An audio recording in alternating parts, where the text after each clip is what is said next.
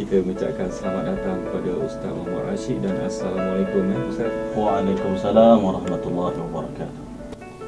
Okey Ustaz, apa khabar? Semoga sihat-sihat hendaknya. Alhamdulillah, bikhair.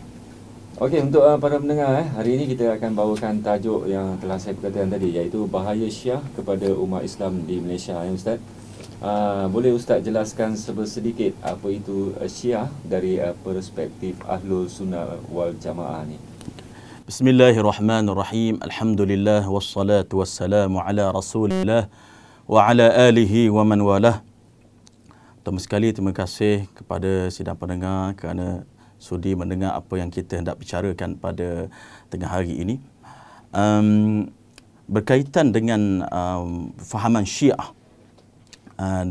kita perlu kembali dalam perbincangan ini kepada hadis Nabi SAW yang diriwayatkan oleh Imam Tirmizi dan juga Imam Ibn Hibban. Rasulullah SAW menyatakan, "Sataftariqu ummati ila 73 firqatan kulluhum finnar illa wahid." Yang bermaksud bahawa Rasulullah beritahu umat aku ini akan terpecah kepada 73 golongan, ramai. Dan semuanya, kata Rasulullah, adalah golongan yang masuk ke dalam neraka sesat belaka. Yang maknanya 72 itu sesat, satu sahaja yang benar, iaitu ahli sunnah wal jamaah. Di antara golongan yang menyimpang tadi adalah yang disebut sebagai golongan Rafidah. Rafidah ni maknanya yang menafikan imamah, imamnya, khalifahnya Saidina Abu Bakar, Saidina Umar, Saidina Uthman. Jadi selepas daripada itu mereka terkenal dengan gelaran Syiah. Syiah. Jadi Syiah ini mereka mempunyai asas-asas agama yang sangat lari daripada fahaman Islam yang sebenar. Pertama sekali apa dia? Golongan Syiah berkeyakinan bahawa rukun Islam itu ada berbeza sedikit dengan rukun Islam di sisi ahli sunnah wal jamaah. Contohnya yang kelima, kata mereka, rukun Islam kami adalah mesti mempercayai, memperjuangkan 12 orang imam mereka. Jadi ini adalah rukun yang berbeza dengan dalam rukun Islam kita, yang di mana kita tahu bahawa mengucap dua kalimah syahadah, mendirikan salat, membayar zakat, berpuasa di bulan Ramadan dan menunaikan haji bagi yang mampu. Tapi mereka ada yang lain. Mereka kata bahawa kita mesti mempercayai kepada 12 orang imam mereka. Itu perbezaan yang sangat ketara antara Syiah dengan ahli sunnah wal jamaah. Kemudian golongan Syiah ini juga adalah kumpulan yang selalu sering sangat membawa kritikan, bahkan mengkafirkan insan golongan yang mulia, iaitu para sahabat Nabi Muhammad SAW. Sedangkan kita tahu bahawa Islam itu datang bila mana Rasulullah menyampaikan ayat Quran yang menulis, yang menjadi katabatul wahyu, yang menulis wahyu itu adalah para sahabat. Kalau kita mengkafirkan para sahabat, ini sangat berat hukumnya. Golongan Syiah begitu, mengkafirkan para sahabat. Seperti siapa? Iaitu mereka mengkafirkan pertamanya Saidina Abu Bakar As-Siddiq. La ilaha illallah, ini pelik. Keduanya, mereka juga mengkafirkan, bahkan melaknat khalifah yang kedua, iaitu Saidina Umar bin Khattab, yang mana Rasulullah SAW sangat memuji Saidina Umar bin Khattab ini. Dan Saidina Umar mati dibunuh oleh seorang Majusi, dan orang Majusi ini kuburnya sekarang berada di Iran dan dipuja oleh golongan-golongan Syiah. Dan yang ketiganya, mereka mengkafirkan Saidina Uthman dan juga ramai sahabat yang lain. Bermakna banyak mereka mengkafirkan sahabat. Ya. Dan di antara fahaman Syiah juga yang sangat pelik, yang sangat ganjil adalah golongan Syiah ini mendakwa bahawa Al-Quran yang ada di tangan kita sekarang ini terdapat di dalamnya kepalsuan. Ini dakwaan yang sangat berat kalau kita belajar kitab-kitab tauhid yang menyebut bahawa siapa yang menafikan salah satu di antara ayat dalam Al-Quran ataupun satu huruf dalam ayat Al-Quran, maka kita bimbang orang itu boleh jatuh kepada kancah murtad. Bagaimana kalau golongan Syiah ini menyatakan bahawa dalam Al-Quran terdapat penyelewengan, sedangkan Nabi SAW sebut, taraktu fikum amran lan tadillu ma in tamassaktum bihima kitaballah was sunnati. Aku tinggalkan dua perkara, kamu tidak akan sesat selagi mana berpegang dengan kedua-duanya. Yang pertamanya apa? Iaitu berpegang dengan Al-Quran. Tiba-tiba Syiah kata Al-Quran ini ada palsu. Berat sangat. Itu fahaman Syiah lagi. Okey, itu dia sedikit penerangan pertama yang Ustaz Muhammad Rashid jelaskan kepada kita. Tapi nak tahu sedikit lah Ustaz, boleh tak terangkan sedikit berkenaan dengan imam mereka yang 12 tu? Okey. Saya nak tahu juga sebenarnya kan. Mungkin mereka di luar pun nak tahu berkenaan dengan 12 imam mereka ni. Apakah imam-imam mereka ni salah ahli-ahli dari Ahlul Sunnah wal Jamaah atau memang dah ditetapkan ahli mereka sendiri? Okey, sebenarnya ya betul. Okey, imam Syiah 12 ini sebenarnya terdiri di kalangan asasnya adalah Ahli Sunnah wal Jamaah, iaitu Ahlul Bait. Contohnya imam pertama mereka yang mereka kata selepas Rasulullah gantiannya adalah dia, iaitu Saidina Ali bin Abi Talib. Dan Saidina Ali bin Abi Talib adalah khalifah yang keempat di sisi Ahli Sunnah wal Jamaah, dan kita mengiktiraf Saidina Ali sebagai khalifah yang keempat, dan kita sayang pada Saidina Ali ini. Berbeza dengan Syiah, mereka sangat-sangat mendewa-dewakan Saidina Ali itu sehingga sampai peringkat menamakan taraf Saidina Ali itu dengan Allah Ta'ala. Kita sayang Saidina Ali tapi mengikut kadarnya lah. Dan Saidina Ali seorang yang banyak ilmunya, yang hebat ilmunya. Itu mereka yang mentafsirkan. Ya, mereka dia macam begini. Bagaimana golongan agama Nasara mendeklar bahawa Nabi Isa itu adalah anak Tuhan, sedangkan hakikatnya Nabi Isa bukan anak Tuhan. Begitulah golongan Syiah mengangkat Saidina Ali sebagai imam mereka yang pertama. Hakikatnya bukan begitu. Saidina Ali pun tidak pernah kata dia Syiah. Kemudian saya nak tambah sikit. Bagaimana kita dapati bahawa orang Melayu kita Ahli Sunnah wal Jamaah sangat menghormati Saidina Ali. Kita lihat, kita namakan anak kita Ali, dapat anak lahir dapat namakan Ali. Begitu juga orang Melayu kita ni sayang pada Saidina Ali, bukan anak je nama Ali, kopi pun nama Ali juga. Tongkat Ali, Fatimah begitu, macam-macam nama. Ya. Okey, itu Ustaz penerangan sedikit penerangan berkenaan dengan apa itu Ustaz dah jelaskan berkenaan Syiah dari perspektif Ahlul Sunnah wal Jamaah ni, dan pandangan Ustaz tentang faktor-faktor utama yang menyebabkan umat Islam terus memberi sokongan kepada kumpulan Syiah, sedangkan mereka sedia maklum bahawa Syiah boleh dikategorikan sebagai sesat. Okey. Itu macam mana pandangan Ustaz lah? Dia dua perkara kita fokuskan di sini. Pertamanya, masyarakat yang kurang ilmunya, yang jahil, maklumat tentang agama itu kurang dia dapat. Mereka ini menganggap bahawa sesiapa sahaja yang nampak secara zahir menentang musuh Islam seperti Yahudi, maka orang itu benar. Contohnya, kita pernah dengar di Lebanon. Saya dulu juga belajar di Lebanon.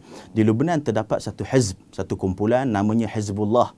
Hizbullah ini adalah golongan Syiah sebenarnya. Mereka yang nampak secara zahirnya menentang Yahudi, tapi hakikatnya akidah mereka adalah akidah Syiah. Jadi kerana nampak mereka ini menentang Yahudi, jadi masyarakat yang tak tahu, yang kurang maklumat tentang bahaya Syiah ni, merasakan bahawa Syiah adalah golongan yang baik, golongan yang hebat kerana menentang Yahudi, tapi hakikatnya mereka adalah golongan yang sesat manusia. Kemudian kita dapati di antara orang yang golongan yang memuji Syiah, menyokong Syiah ini, ada faktor-faktor dia yang lain, iaitu kerana dalam fahaman keagamaan Syiah itu, di dalamnya ada tarikan-tarikan tertentu yang bercanggah dengan Islam. Contoh macam mana? Dalam Syiah, sembahyang dia mudah. Kita Ahli Sunnah wal Jamaah sembahyang sehari 5 kali. Subuh, zuhur, asar, maghrib, isyak. Tapi Syiah sembahyang dia dalam satu hari hanya 3 kali saja. Saya info yang bagus ni Ustaz, sebab ini saya pengalaman saya. Saya masa di Lebanon dulu, saya belajar di sana. Rumah yang saya duduk tu sebelah tu masjid Syiah. Kita hanya dengar azan Syiah 3 kali saja sehari. Iaitu waktu subuh, waktu zuhur dan waktu maghrib. Jadi waktu asar dan juga waktu isyak tidak ada. Dijamakkan semua. Bila jamak begitu, solat 3 kali sehari, semua waktu jamak walaupun tak musafir, dalam keadaan dia mukim, jadi menjadi tarikan orang suka kepada Syiah. Dan sedangkan itu adalah bercanggah dengan Islam. Keduanya, orang terpengaruh dengan Syiah ini adalah disebabkan hawa nafsu. Syiah telah membentangkan satu pintu yang sangat besar untuk kita masuk dalam memuaskan hawa nafsu, iaitu yang dinamakan nikah mut'ah. Nikah mut'ah ni nikah yang kontrak masa yang tertentu. Sebagai contohnya dalam buku Syiah orang Malaysia, dia kata apa? Dia kata nikah mut'ah ini adalah nikah yang mengikut masa yang tertentu, seperti kalau kita bagi contohlah, seorang lelaki dengan perempuan tanpa wali, tanpa saksi, duduk dekat kedai kopi. Perempuan tu kata, saya nikahkan diri saya, perempuan tu akad nikah sendiri. Saya nikahkan diri saya kepada kamu selama 3 hari 2 malam bercuti di Shah Alam contohnya. 3 hari 2 malam. Mas kahwinnya ni roti canai. Begitu, memang begitu. Dia punya mas kahwin pun cukup murah. Jadi itu tarikan. Ni ada dalam mazhab Syiah nikah mut'ah ini, sedangkan ianya diharamkan oleh Nabi SAW dalam hadis sahih Muslim, fa innahu haramun ila yaumil qiyamah. Nikah mut'ah ini haram sampai hari kiamat. Ini di antara faktor-faktor sebab-sebab kenapa ada orang masih lagi menyokong dan juga memberi sumbangan kepada Syiah. Okey, itu dia. Tadi Ustaz berkenaan dengan Hizbullah ni mereka ni memang 100% Syiah ke? Hizbullah yang berada di Lebanon dikuasai oleh golongan-golongan ketua-ketuanya, pemimpin-pemimpinnya memang bermazhab atau berfahaman Syiah. Kalau kita fikirkan balik dalam apa yang kita tengok di surat-surat khabar mereka menyerang Israel dan sebagainya kan. Jadi dari situ boleh sebut sedikit orang-orang kita kat sinilah boleh menganggap perkara ni memenangkan kepada Hizbullah daripada Israel. Kan sebabnya yang Ustaz kata tadi, mereka ni adalah Syiah. Dan pastinya kita akan menyokong Hizbullah ni lah sebab dia menyerang Israel. Kan ini menjadikan benda tu menjadi keliru. Jadi bila Ustaz cerita tadi, sebenarnya saya pun baru tahu ni. Yang sebenar-benarnya lah, mungkin dari segi ketua mereka kan, dari segi perjuangan mereka, dan dari segi solat tadi pun kita boleh tahu kan, sebenarnya kita memang dah ditetapkan 5 waktu sehari. Jadi dia 3 waktu je. Jadi ustaz yang duduk kat sana pun ustaz tahu macam mana keadaan mereka. Sebab mereka pun azan mereka pun berbeza dengan kita. Ini yang menjadi sebenarnya pendorong untuk kita selalu mendengarkan perkara-perkara begini ustaz. Sebab banyak ada yang mengatakan kepada saya, pendengar-pendengar, mereka pun banyak yang tak tahu perkara benda macam ni. Jadi bila ustaz terangkan macam ni, rasa terbuka sikit. Apa yang ustaz terangkan ni, mungkin balik nanti mungkin dia orang boleh tengok buku ke, boleh cari info-info apa yang ustaz katakan. Ini yang kita sebenarnya di Aimar ni pun memperjuangkan perkara-perkara beginilah. Benda-benda yang baik, apa salahnya ustaz kan? Betul. Jadi yang seterusnya dalam dunia Islam, peranan Iran dan Hizbullah ni sering diperkatakan oleh masyarakat dunia, seperti mana yang kita maklum, kedua-dua kumpulan tersebut dari kalangan Syiah. Terdapat juga segelintir umat Islam di Malaysia sering mengagungkan kedua-dua kumpulan ini. Apa pandangan Ustaz terhadap isu ini? Ini sebenarnya yang sama saya tadi. Tanya Ustaz tadi tu. Betul. Ini yang Ustaz cakap keliru kan? Keliru dengan apa pendirian dan perjuangan mereka. Yang keliru adalah di kalangan mereka yang tidak mendapat maklumat yang tepat. Kita katakan bahawa Nabi SAW bersabda, Inna Allah qad yansuru hadha ad-din bi rajulin fajir. Dalam hadis Nabi sebut, mungkin Allah Ta'ala memberi kemenangan agama ini melalui orang yang jahat. Begitu juga mungkin disebabkan orang kafir. Kalau kita kata seandainya Presiden Presiden Amerika menyerang Israel, anda katanya begitu, kita menyokong dalam hal part itu sahaja. Kita tidak boleh sampai menyokong akidah dia, kefahaman dia. Jadi sama juga konsepnya dalam hal berkaitan dengan Iran ataupun Hizbullah yang berada di Lebanon ini yang menentang Israel. Dalam hal menentang Israel itu sahaja kita menyokong sampai hudud itu saja, bukan sampai akidahnya kita pegang sampai nak ikut semua apa akidah dia orang lah. Ini bahaya, sangat bahaya. Okey Ustaz, apa pun terima kasihlah di atas penerangan Ustaz tadi. Dan apakah harapan Ustaz terhadap mereka-mereka yang sedang mendengar ni dalam membentaras fahaman atau ajaran Syiah di Malaysia ni? Ada cara tak Ustaz, kalau kita ada cara macam mana untuk membentaras supaya ia tidak merebak dan seterusnya, termasuk mana tahu anak cucu kita nanti. Betul.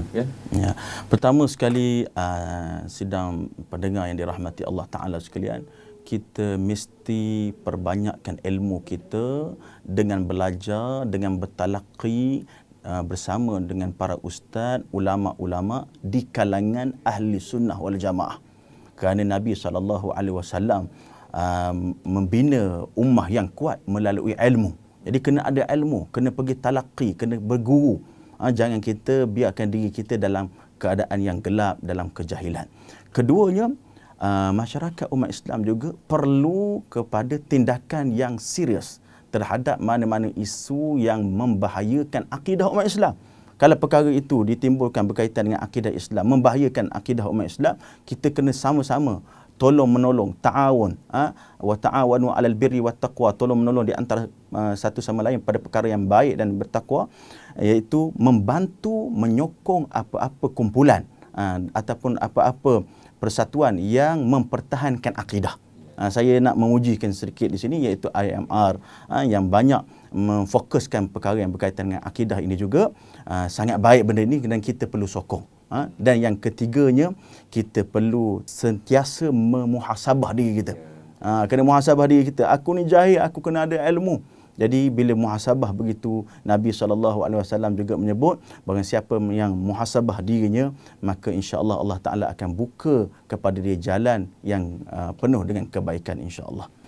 Okey, itu dia penuh semangat kan Ustaz menerangkan, tapi bagi pendengar di luar sana yang sedang mendengarkan MRFM ini, kita ambil iktibar berkenaan dengan Iran tadi, Hezbollah tadi dan juga berkenaan Syiah ni, pada pandangan kita sebagai umat Islam di seluruh dunia, tak kira di Malaysia, di mana-mana, mereka mungkin ada masing-masing punya mazhab. Betul Ustaz masing-masing membawa pendirian sendiri, akhlak sendiri dan akidah sendiri. Jadi kita sebagai ahlu sunnah wal jamaah ni, kita hanya mempertahankan, dan kalau bolehlah kita benteras fahaman ni di Malaysia ni supaya tidak merebak lebih meluas sehingga ke anak cucu kita. Amin, insya-Allah. Kita cuba yang terbaiklah. Sebab kita pun sama-sama memperjuangkan perkara begini kat di IMR, seperti yang Ustaz cakap tadilah.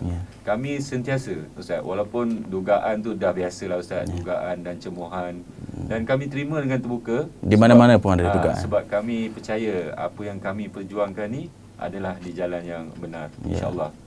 Okey Ustaz, saya mengucapkan ribuan terima kasih di atas kedatangan Ustaz di sini, di atas penerangan Ustaz tentang Syiah ni. Jadi saya harap sangat mereka dapat memahami apa yang Ustaz terangkan tadi. So terima kasih sangat Ustaz. Assalamualaikum. Waalaikumsalam warahmatullahi wabarakatuh. Okey, itu dia tadi bersama dengan Ustaz Muhammad Rashid bin Muhammad Awi yang sudi hadir di sini menerangkan berkenaan dengan bahaya Syiah kepada umat Islam di Malaysia. Jadi kita sama-sama muhasabah diri, kita tengok dalam diri kita. Seperti saya, sebenarnya saya mengatakan kepada diri kita dan kepada anda semua yang sedang mendengar ini, kita sama-sama lah buat. Kita sama-sama bergabung untuk membenteras perkara ni, dan kita sama-sama menaikkan apa yang baik tu kita teruskan, dan apa yang buruk tu kita buang.